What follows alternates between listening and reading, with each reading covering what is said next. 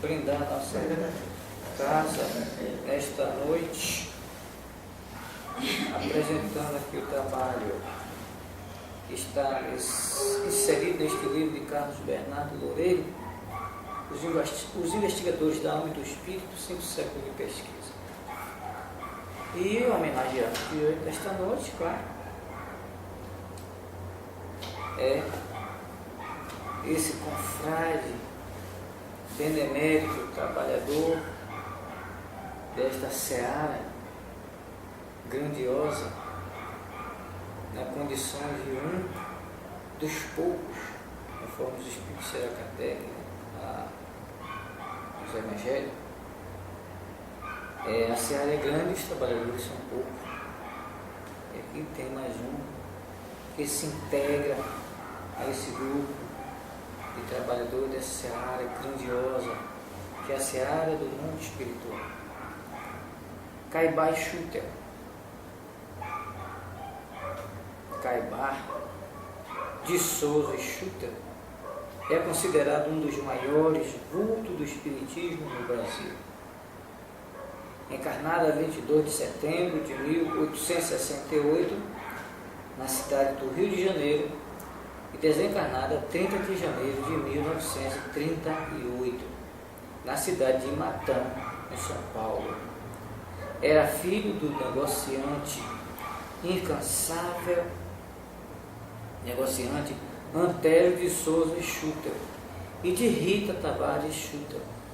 Tornou-se incansável propagador da doutrina espírita, conseguindo realizar uma obra das mais admiráveis, revelando uma operosidade e uma fé inquebrantável nos ideais reencarnacionistas.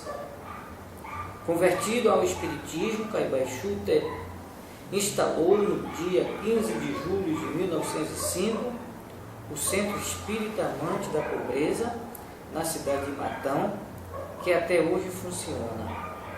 Não satisfeito, fundou a 15 de agosto de 1905 o jornal O Clarim, e no dia 15 de fevereiro de 1925, em colaboração com o grande idealista Luiz Carlos de Oliveira Borges, que lhe franqueou os meios materiais, lançava a Revista Internacional do Espiritismo. Esses órgãos circulam até hoje, sempre veiculando trabalhos de altos significados científico, filosófico e ético.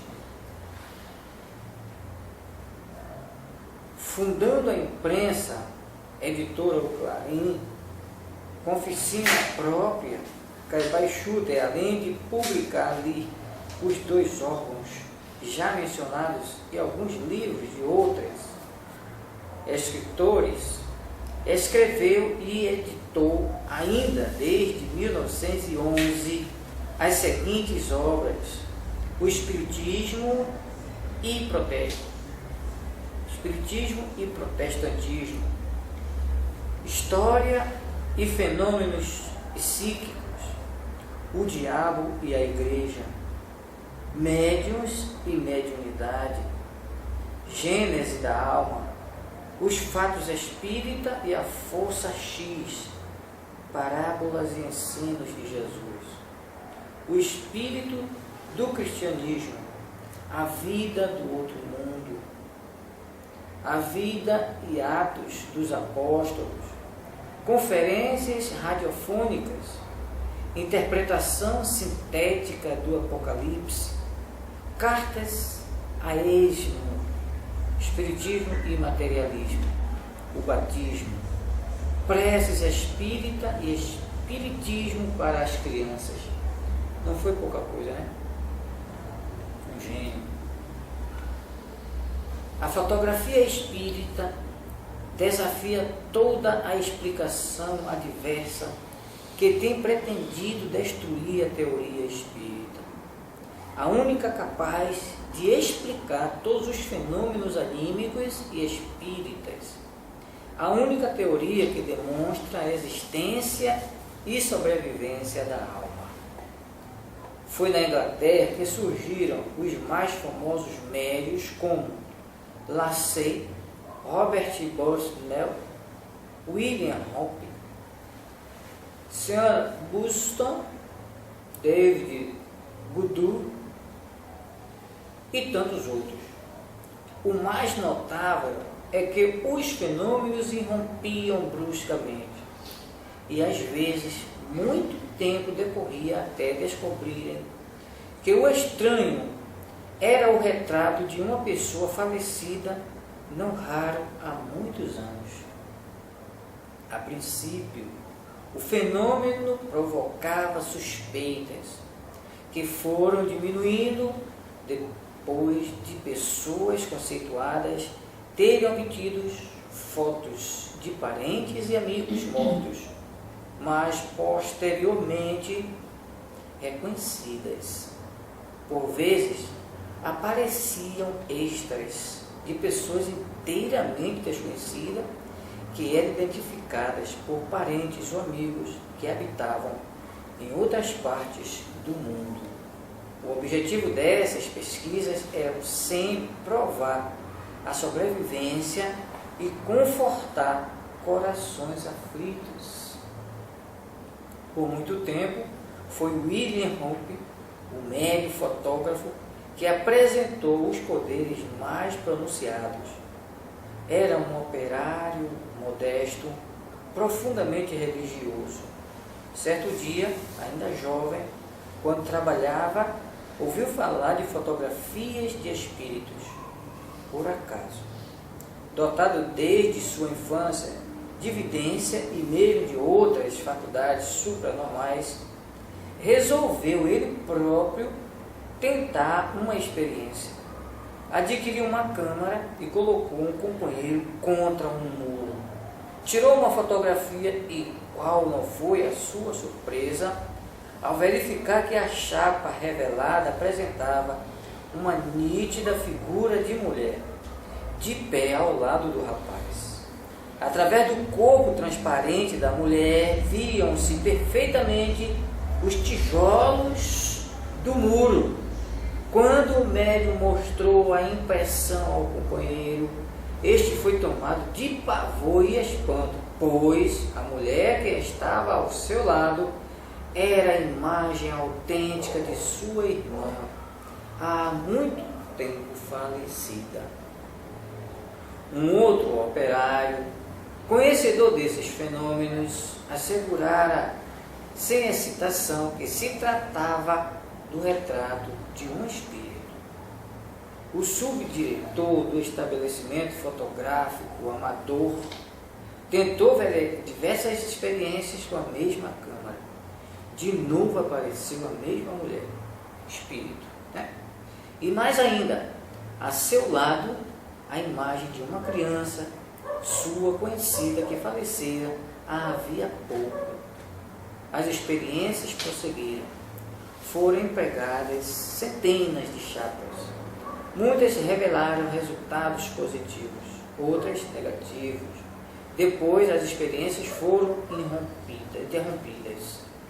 Alguns anos depois, o arcediano Collier ouviu falar dessas experiências. Hope achava-se em Crewe e realizava pesquisas em casa do casal Buston. Dia a dia, os fenômenos se tornavam mais notáveis, sob o controle severo do arcediano e de Valquer. A reputação do médium ultrapassou fronteiras e ecoou além do Atlântico, atraindo gente de todo mundo, ansiosa por verem rostos de seus entes queridos. Hope era dotado de apreciável faculdade clarividente e geralmente observava a construção das formas que desejavam aparecer nas negativas. Ele só removia o obturador, depois de ter o espírito, a consciência necessária, evitando assim perda de material e extras irreconhecíveis. Frequentemente, descrevia ao assistente a entidade que ele via com todos os detalhes e, ao revelar as fotos, confirmava-se a descrição. Hope fotografava quaisquer pessoas com chapas próprias ou a ele remetidas, sob as quais previamente impunha as mãos. Mergulhadas no líquido revelador, via-se ao lado do assistente um êxtase, isto é, uma figura estranha, representando uma pessoa falecida, um parente mesmo, desconhecidos. Hope possuía o dom multiforme, pois também obtinha impressões sobre chapas não expostas em câmara. Em 1920, a conhecida espiritualista Mrs. Scattesh, em casa do casal Buston, colocou uma caixa de chapas virgem que ela comprara sobre a testa de Hope. As chapas eram de papel original e tudo estava lacrado conforme viera da fábrica. As duas chapas centrais foram impressas, uma por escritos, fatos constatados ao serem reveladas. A primeira continha uma mensagem e duas grafias manuais, sendo as últimas linhas de próprio punho do grande amigo de Mrs. Scattesh, e então o então falecido arcediaco Coley. Satisfeitas as instruções contidas na mensagem, obtiveram outra fotografia de uma bela rosa. Por vezes, Hope apresentava um pacote de chapas virgem entre suas mãos, e uma ou mais apresentavam figura de espíritos e de flores. Hope constantemente recebia estrangeiros, muitos vindos de países longínquos, e lhes revelava a imagem de pessoas que só eles conheciam. Um americano, entre centenas de outros, acabara de perder sua filha e foi à procura de Hope, sem revelar sua identidade. Sobre a placa, ao lado de sua própria imagem, apareceu a figura da filha morta. Caibai Schutter apreciava o valor da mediunidade fotográfica. Para ele, essa mediunidade constituía um excelente meio para provar o prosseguimento da vida além-túmulo, independente do corpo físico, caso os pesquisadores se cercassem de todas as precauções, a fim de eliminar possibilidades de fraude. A Revista Internacional do Espiritismo, em todas as suas edições, publicava uma ou mais fotos extraídas de revistas estrangeiras, e entre elas algumas obtidas através da mediunidade de Hope. Em 1928, Caibar quis tentar uma experiência com o célebre médium Hope e pediu ao distinto confrade Ismael Gomes Braga que se encarregasse de escrever e remeter uma foto. O resultado não se fez esperar. O retrato voltou e acima do ângulo esquerdo apareceu um belo rosto de criança rodeado por uma nuvem de ectoplasma. Este pequeno rosto, não obstante sua nitidez e traços definidos, não foi reconhecido por Caibar ou por pessoas que com ele privaram. Avesso a tudo que pudesse por sua personalidade em evidência, Caibar, durante 10 anos, conservou essa foto em sua gaveta. Se o referido extra tivesse sido divulgado há 10 anos, talvez algum leitor tivesse identificado o espírito, verificando que este entezinho continuava a existir em algures, a mesma pessoa que aqui se fora, levando consigo a memória da vida que ficara para trás e funcionando em seu corpo etéreo, a duplicata do que fora encerrado em a sepultura, capaz de ser apanhado por um objetivo e assim fornecendo prova de sua presença real.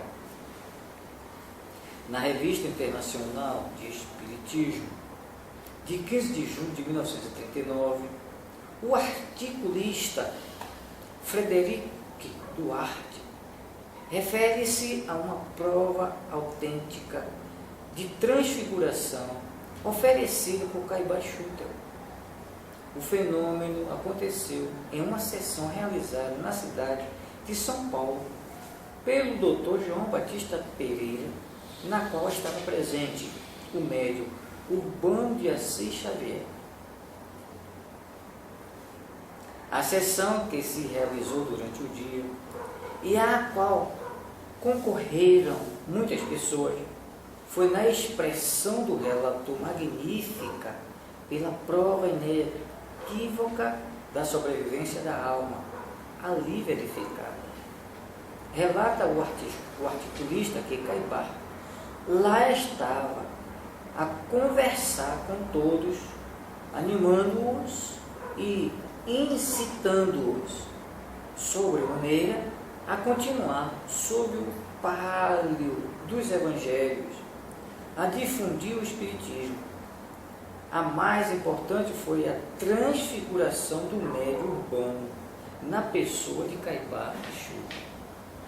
Segundo Frederico Duarte, o doutor Batista presidia a sessão. Eu me encontrava fora da mesa, sentada a um canto, por trás do doutor Batista, quando o médium foi tomado e começou a falar com aquele mesmo modo e aquela mesma voz de Caibar. Olhei para o médium verificando a transfiguração. Fechei os olhos na suposição de estar sendo vítima de uma ilusão de ótica. E abrindo os olhos novamente, tornei a olhar para o médium, constatando então a realidade do fenômeno. Chamei a atenção do doutor Batista, em voz baixa, pedindo-lhe que olhasse para o médium. Respondeu-me ele: é o Caibar. Já o havia observado. Até a barba e os cabelos são perfeitos. Não me contendo, pedi licença ao presidente da mesa, dirigindo-me ao Caibar, falando-lhe da minha emoção e do contentamento em que me encontrava por vê-lo entre nós, pois desde a festa que fora realizada no teatro municipal, nunca mais eu o havia encontrado. Ele chamou-me para junto de si e chama-me pelo meu nome próprio, quando o médium e todos os que me conhecem só me tratam pelo sobrenome Araújo. Estendeu-me a mão e, apertando a minha com a expressiva afeição, dirigiu-me algumas palavras de conforto, pois passo por duas provações. Passava e ainda passo por duas provações. E a seguir, ainda se referiu de modo geral aos deveres de todos quantos trabalham na seara do Senhor, no sentido de mais se esforçarem ainda, pois para isso foram escolhidos. Depois dessa transfiguração, em que o Caibar se nos apresentou tal qual quando na terra, era uma outra também se deu no mesmo médium Urbano. Foi o pai Jacob. Ora, eu, da minha parte, sempre tive qualquer suspeita sobre essas tais comunicações de pais e de santos. Com essa linguagem arrevessada de africanos e caboclos, pondo-me de sobreaviso contra as mesmas. No entanto, diante de tal transfiguração e dos conceitos elevados e confortante do Espírito que se apresentara com aquele nome, não me foi possível manter o meu cepticismo nesse particular. Isto exposto, eu me lembro o ouvido de serem feitas com aquele médium e as mesmas experiências realizadas com Madame Bullock na Inglaterra. Infelizmente, não poderei tomar parte em eventuais experiências nesse sentido, pois, tendo deixado o cargo de diretor da Secretaria da Sociedade Metapsíquica, tenho estado ausente da capital. Agora que a Sociedade Metapsíquica conta com as instalações especiais na Casa dos Espíritas, atualmente inaugurada, e estando o Urbano residindo em São Paulo, fácil será levarem avante tais experiências. O Urbano, isso aqui é uma nota, de Assis Xavier, nasceu na cidade de Esplanada, estado da Bahia, a 28 de agosto de 1912. Era filho de Francisco Xavier de Souza e Francisca de Assis Xavier. Formou-se em odontologia em Salvador, transferindo-se para São Paulo em 1934. Começou sua vida profissional em Santa Ernestina, perto de Araraquara. Aí se casou com Albertina Ferreira, a 9 de janeiro de 1935. O desenvolvimento da mediunidade urbana Xavier foi espontâneo, suscitando fenômeno de voz direta e de cura. Mais tarde eclodiu-lhe a mediunidade, a que o professor José Herculano Pires chamou simpatética, bem como de materialização. Foi um dos mais notáveis médiums do seu tempo. Vide Memórias Históricas do Espiritismo na Bahia. Repercussão no movimento espírita brasileiro, de Lúcia Loureiro. Para obter melhores informações a respeito. E a gente fica por aqui.